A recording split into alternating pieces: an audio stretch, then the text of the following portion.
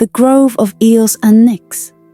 In the ancient land of Etheria, where mountains reached for the heavens and the rivers whispered the names of forgotten gods, a society of women flourished, warriors, healers, scholars, and rulers, bound by oaths as old as the earth. But this land was not one of peace. Darkness stirred at the edges of Etheria, creeping through the forests and over the jagged cliffs. It was a time of balance, light and dark, strength and wisdom, love and fear, all intertwined like the sacred vines that grew in the mysterious grove of Eos and Nyx.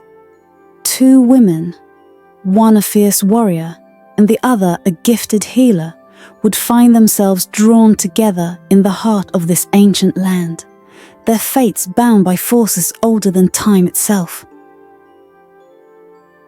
Chapter 1. The Warrior's Path. Lyra was born for battle. From the moment she could walk, she wielded a wooden sword, mimicking the movements of the warriors who trained in the hills of Etheria. Her mother, a revered general of the clan, taught her daughter that honor was found in bloodshed, and strength was the only true currency.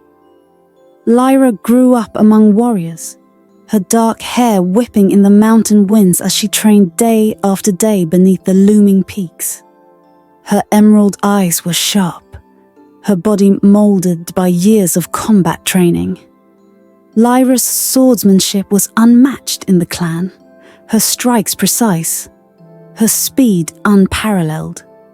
She wore armor made of tempered iron that shimmered under the sky, adorned with symbols of her lineage, stars etched in silver, a legacy of warriors. Yet, in the quiet moments, Lyra felt the pull of something beyond the battlefield. At night, when her comrades gathered around the fire, boasting of their victories, Lyra's gaze would drift to the distance. She would steal away to the grove, a place of ancient magic and mystery, seeking solace under the moonlight. It was here, surrounded by the scent of night-blooming flowers, that her heart would quiet, her mind finding peace away from the chaos of war. Chapter 2. The Healer's Wisdom. In the heart of the grove, where the oldest trees whispered secrets through their gnarled branches, Lara practiced her craft. The daughter of a long line of healers, she was said to have a gift, an ability to commune with the spirits of the land.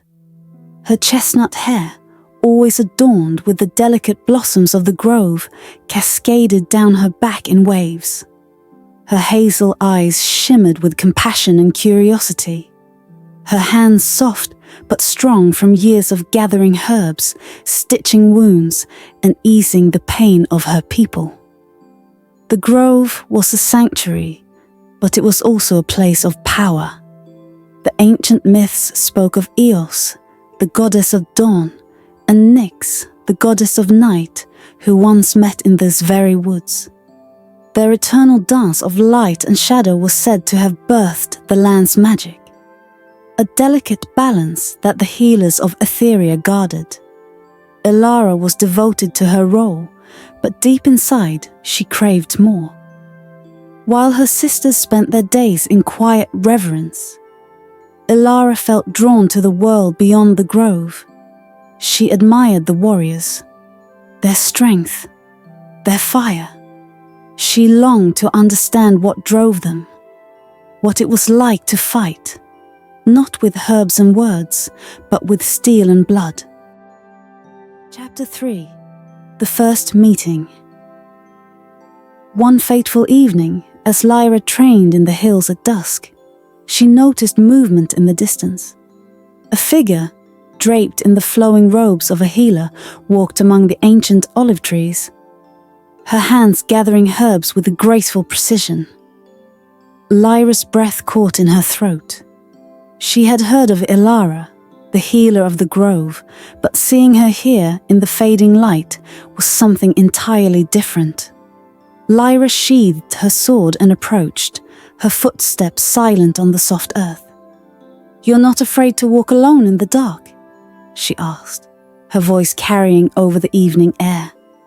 Elara turned, her hazel eyes meeting Lyra's with a calm, almost ethereal gaze. "The dark holds no fear for me, warrior. It is merely a part of the world, just as the light is." There was something about the way Elara spoke, something that stirred in Lyra. They stood in silence for a moment, the world around them bathed in the last light of the setting sun. Eventually, Elara smiled, a soft, genuine smile, and Lyra felt a warmth spread through her chest, a warmth that had nothing to do with battle or glory. Chapter 4. Bonds Forged in Silence. In the days that followed, Lyra found herself returning to the grove more often, her training sessions growing longer as she made excuses to pass through the sacred woods.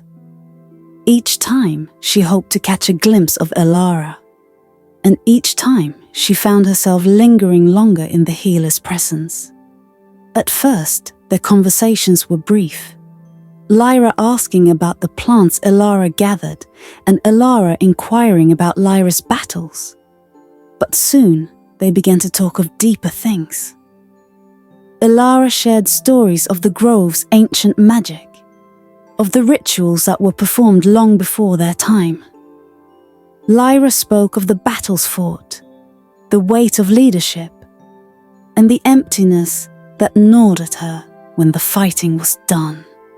One night, as they sat together beneath the ancient olive trees, Elara brushed a hand against Lyra's as she passed her a flask of water. The touch was brief, but it sent a jolt through Lyra's body.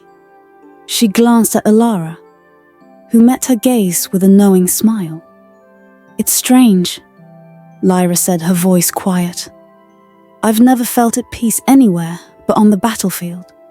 But here, with you, it's different."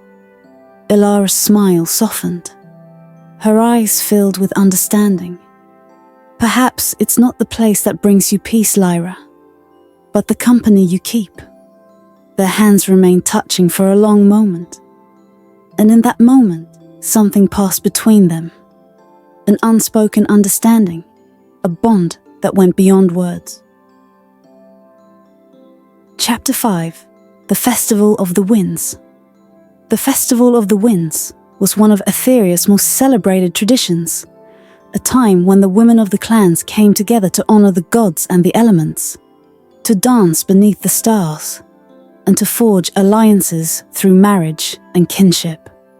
It was a night of revelry, but also of politics, where warriors were expected to demonstrate their strength and prowess, and healers their wisdom and skill.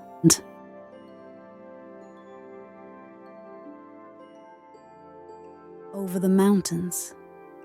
It had been weeks since the Festival of the Winds, but the repercussions of their union still echoed throughout the land.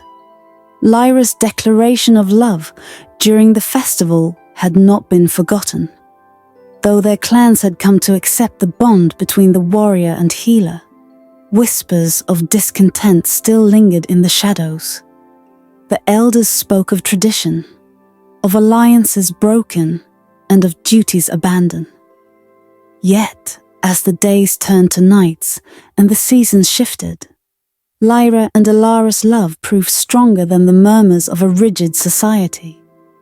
Their days were no longer filled with stolen moments, but shared duties.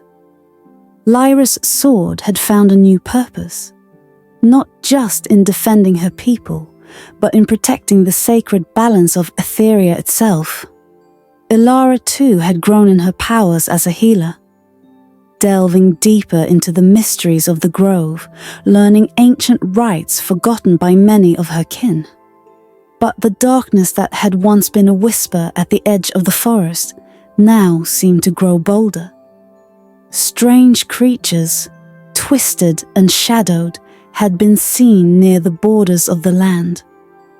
Rumors spread of a force from beyond the mountains, of something stirring in the forgotten realms. The balance of Etheria, once upheld by the ancient magic of the land, was beginning to tip.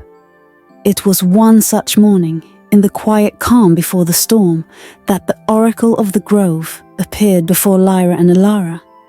The Oracle, an elder with eyes clouded by the weight of centuries, moved like a shadow through the grove's ancient trees. She stood before them, her face impassive, her voice as cold as the winds that swept down from the peaks. "The gods have spoken," the oracle said. "Eos and Nyx are at odds. The balance of light and shadow is breaking. A darkness is coming, deeper than any war Etheria has known. It seeks to consume the land, and with it, the love that binds you." Lyra's hand tightened around Elara's, her heart pounding with a warrior's instinct. "Then we will fight it," she said, her voice unyielding. "Whatever comes, we will face it together." The oracle's gaze shifted to Elara, her expression softening for the first time. "Your love is powerful, but it will not be enough to stop what is coming. The grove's magic is fading.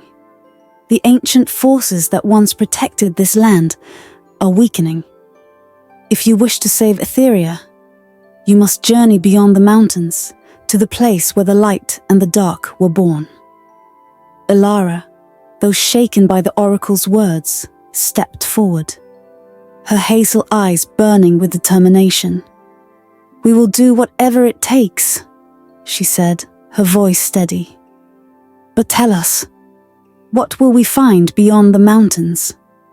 The oracle's lips pressed into a thin line, her eyes distant as if seeing something far beyond the present. "You will find the source of Etheria's magic. But know this, the path will be treacherous.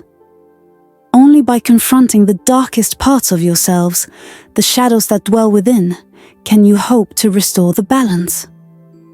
With that, the oracle faded back into the trees, her form blending with the shadows of the ancient grove. For a long time, Lyra and Elara stood in silence, the weight of the prophecy heavy between them. The wind whispered through the branches above, carrying with it the distant echo of battle horns, a sound Lyra had known all her life. But this time, it was not just the threat of war that loomed, but something far darker, something that could unravel the very fabric of their world. Elara turned to Lyra, her gaze unwavering. "Are you afraid?" Lyra shook her head, though the truth of her fear flickered behind her eyes. "Not of what's out there," she said, her voice low, "but of losing you." Elara reached out, cupping Lyra's face with her hand. "You won't lose me," she whispered. "Not to the darkness, not to anything. We are stronger together, remember?" Lyra smiled, though it was tinged with sadness. She leaned in, pressing her forehead against Elara's. Together. As the first rays of the sun bathed them in light, they knew their journey was only just beginning. The love that had blossomed between them in the safety of the grove would now be tested against the shadows of an ancient evil, a force that sought to tear apart the balance of Etheria, and with it, their bond. But they were not alone. The spirits of Eos and Nyx watched over them, guiding their steps, as they prepared to leave the only home they had ever known. With each step they took toward the dark horizon, they carried with them the light of their love, a beacon against the encroaching night. And though the road ahead was fraught with danger, one truth remained steadfast. In a world of warriors and healers, of light and shadow, the greatest power of all was the love that bound them, and it was a power that no darkness could ever truly extinguish.